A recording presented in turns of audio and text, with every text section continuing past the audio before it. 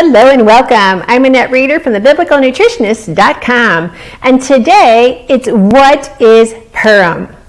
Well, I'm excited to share this with you because I love how I've been able to discover and to enjoy all of the biblical feasts.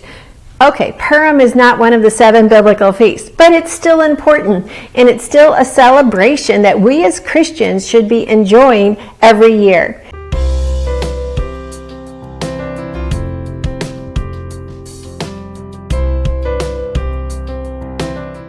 So thanks for letting me share with you God's recipe for excellent health. And yes, it includes biblical feasts and biblical celebrations. And that's what we're going to talk about today. There are so many celebrations in our world today. In fact, today is International Polar Bear Day, it's Clean Monday Day, and National Protein Day. All right, well, things may be fun and witty, but their ability to shape a new generation that is totally all in for Christ, well, they're meaningless. Yet, there are celebrations in the Bible that can create a stirring in the hearts of young people, even as young as 4-year-olds, and for them to have a desire to be the next Esther in our world. That is the celebration of Purim. Purim, it means casting of lots.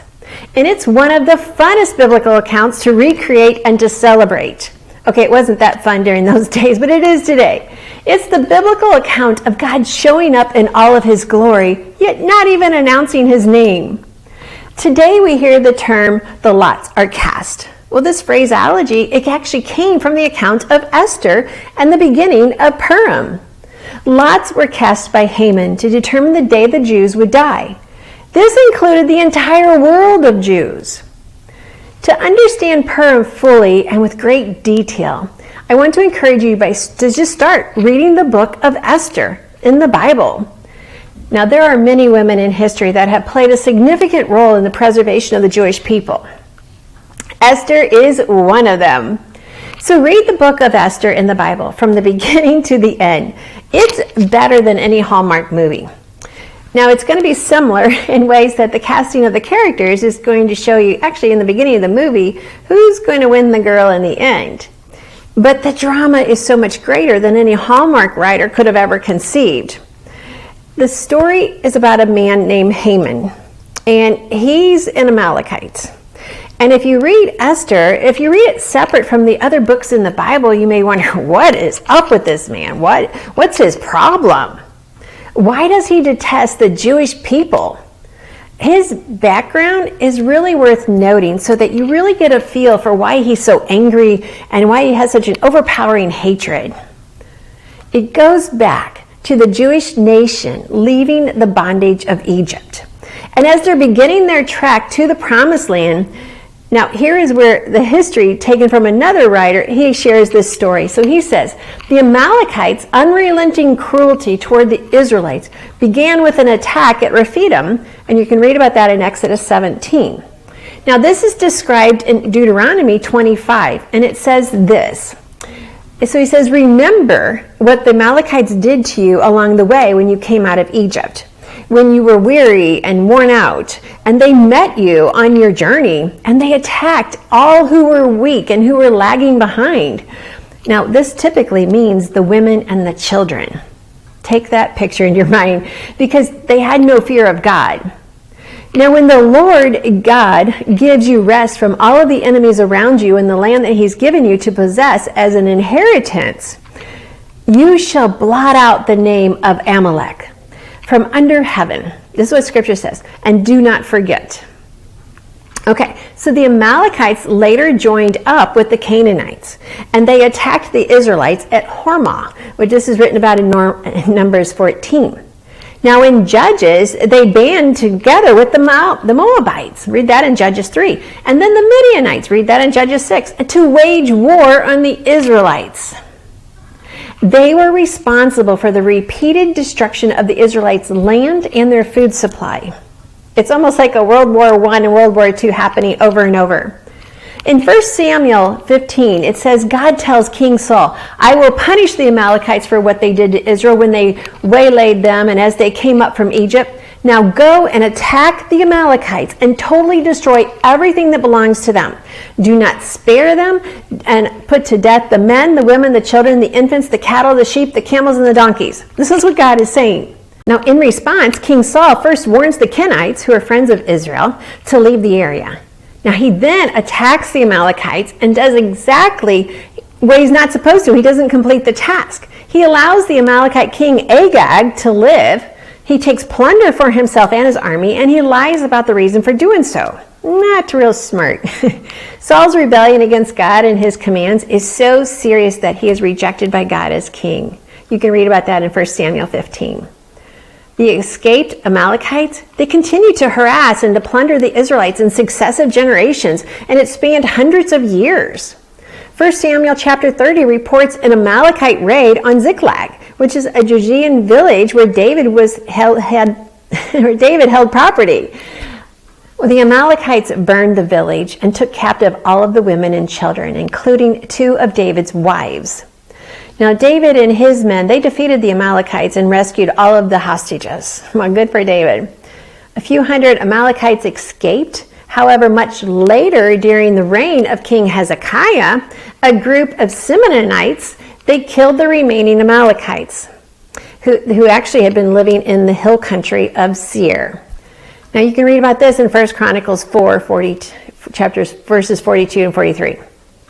And then the last mention of the Amalekites is found in the book of Esther, where Haman, the Agagite, a descendant of the Amalekite, King Agag, we just heard about him, connives to have all of the Jews in Persia annihilated by order of King Xerxes. Yet, as we learn in the story, God saved the Jews in Persia. However, Haman and his sons and the rest of Israel's enemies were... I'm not going to tell you the end of the story. You have to read that in Esther 9. I want you to read this for yourself. Well, it seems Haman has an inbred hatred for Jewish people. It's as if all of his relatives share the same script. Kill the Israelites. So no matter what, kill them all. So from childhood into adulthood, Haman had this preached to him, hatred for the Jewish people. Well, this is very similar to the tribes of people that today, it's inbred in them a hatred for the Jewish people. This isn't an old story. It is an old story, but it's also happening today. I don't want to spoil your reading of the book of Esther, but then the ending shows God's preservation, again, of his chosen people. Not because of their complete obedience, no. In fact, most of the time, they're just slipping away from the true God to all the gods of the land. They slipped away from celebrating Sabbaths in the Promised Land, and now they are slaves in Babylon in this story. Purim is the account of God's redeeming love for his chosen people. Yet, it takes a step of faith and boldness, because on 2 A-list actors, Mordecai and Esther, they were bold and they stood up. Mordecai has his ear to the ground. He knows that the time is at hand when they are about to be annihilated. Well, he informs Esther, who was put in the king's palace and chosen as queen of the land. Well, Esther recognizes the role that she is in, and she recognizes the dire outcome that can come from what she must do to save her people. Her identity is pivotal to the outcome. She must declare who she is, who is the one that she serves, the one true God, and she must be willing to die for her beliefs. I told you this is a transformational biblical account. Every child needs to learn and study this biblical story. Imagine reenacting this biblical account every year. Can you just imagine what picture this paints in the minds of a child? For them to understand that God hears the prayers of his people, that God desires for his people to actually come to him when they are in trouble. See, God has a plan. We can pray and fast at any moment to seek the face of the Lord, and he hears us. This biblical account, it shows how we open up an army of weapons to be used against the enemy. When is the Feast of Purim? Well, this is placed on the calendar to coincide with the dates of the actual account that it happened. Now, in America, Valentine's Day is always on the Gregorian calendar as February 14th. Doesn't matter if it's Sunday through Saturday. Biblical dates are placed on the calendar by the Hebrew calendar. So Purim is on the 14th day of the month of Adar. So it's typically going to fall in late February or early March. And Purim lasts from sundown on the first day and goes until sundown on the second day. It's not one of the 7 biblical feasts mentioned in Scripture, but it's still very significant because it teaches every year as a reminder God has a plan for His people. It reiterates the importance of listening to God and following through with His commands. Imagine if God's people had listened to the voice of the Lord their God. They would have killed all of the enemies when they entered into the promised land, which they didn't do, and they would have continued to celebrate Sabbaths each week and then every Jubilee, every 50th year. And they would have not been taken into captivity. They would not be facing annihilation. Yet the Jewish people are the same as us. We get distracted and swoon away into the trap of the bling blings or the dangling carrots. We don't always follow God in everything that He asks us to do. And we get in a jam and we need to fast and pray for answers. God still has a plan, and it includes you and me. And you are here for such a time as this. So how to have a Queen Esther celebration? Well, I've made several videos on this and I'll link it down below. Imagine fun foods, costumes, noisemakers, and all fun. That is a Purim celebration. And today's girls, they need good role models, queens that they can imitate. So grab your favorite celebration foods, pull out your dress-up clothes, find your New Year's Eve noisemakers, and invite friends to the party. The Christian reasons to celebrate Purim are this. Today, our kids, they live in fear of disease, fear of bullying, and fear of parental discord. They need to know this is not new, and they need to know God is near. The biblical account of Esther, which is a factual story, you can read about it in history, or study the Persian Empire, it shows God can turn the tide of defeat for His glory and saving of His people. Our girls need a queen in their life who is true, an actual true person. No Disney character can match the glamour and prestige of Esther. No Disney character can come close to the God-honoring purity of Esther. I want our children dressing up as Esther, not those Disney characters. Disney characters are always related to mystical and magical that is based on witchcraft. Esther is the biblical account that breaks through evil and sees God reign. Our boys, they need to hear how Mordecai kept his heart to do what is right. He refused to bow down to a person. He would only bow down to the one true God. Our boys need to see that this may lead to threats and even possible danger, but God is there. We have lots of Christian resources ready for you in our free courses, and I'll put links to that down below. So we put together this free course to give you all of the materials and all of the information on Purim plus the other biblical feast. Enjoy our recipes, dress up ideas, and don't forget, here are some fun family activities that you can use also. Let your children use their imaginations and their creativity to make this just a special celebration of their own. The more they reenact the story, the more their brain will retain that for basically future purposes.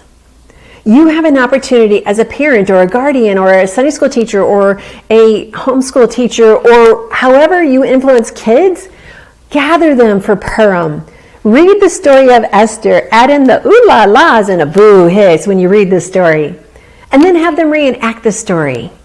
Share your favorite fun foods. Dress up like Queen Esther and Mordecai and Haman. Yes, you can dress up like him too. This is an opportunity to help instill in the hearts and minds of our children that there's only one true God, and He loves His people, and He loves to hear their prayers and their fast. We have an opportunity to celebrate Purim every single year as a reminder of God's promises, His provisions, and His grace. Thank you again for letting me share with you God's recipe for excellent health. And that health includes our mind and our heart. And when we connect Scripture to what we're eating and what we believe, it all comes together in complete wholeness. Thanks for watching.